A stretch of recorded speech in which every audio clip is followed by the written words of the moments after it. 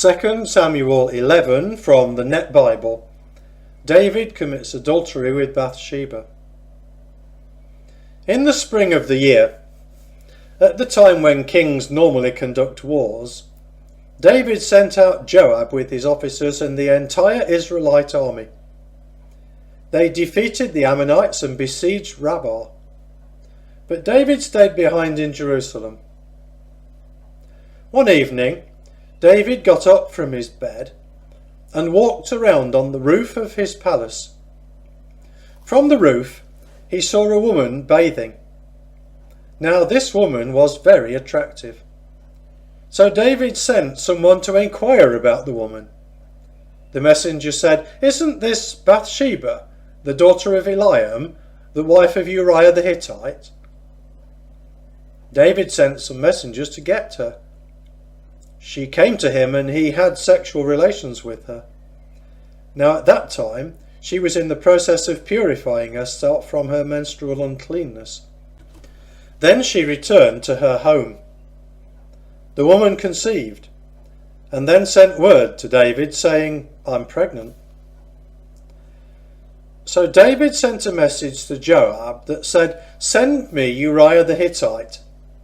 So Joab sent Uriah to David. When Uriah came to him, David asked about how Joab and the army were doing and how the campaign was going. Then David said to Uriah, "Go down to your home and relax."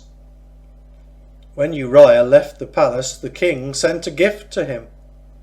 But Uriah stayed at the door of the palace with all the servants of his lord. He did not go down to his house. So they informed David, "Uriah has not gone down to his house." So David said to Uriah, "Haven't you just arrived from a journey? Why haven't you gone down to your house?" Uriah replied to David, "The ark and Israel and Judah reside in temporary shelters, and my lord Joab and my lord's soldiers are camping in the open field.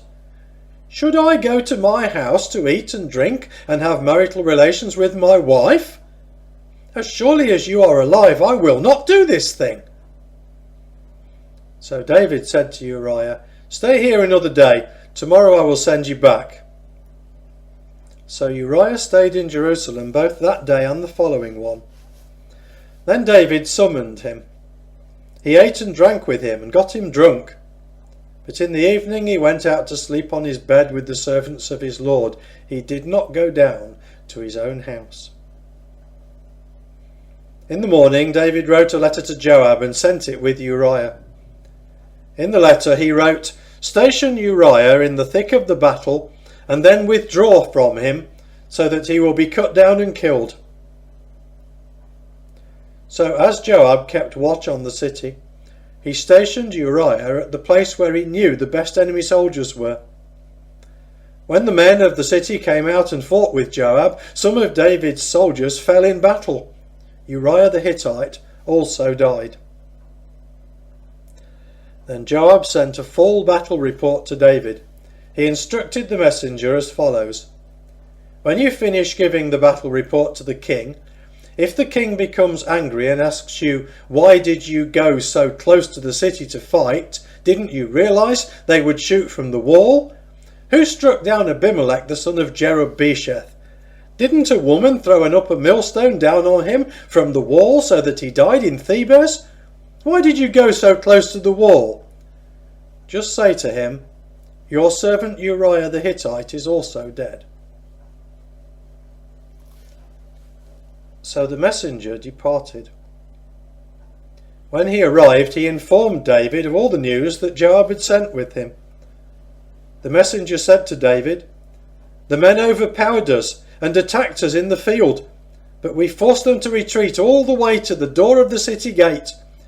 Then the archers shot at your servants from the wall, and some of the king's soldiers died. Your servant Uriah the Hittite is also dead."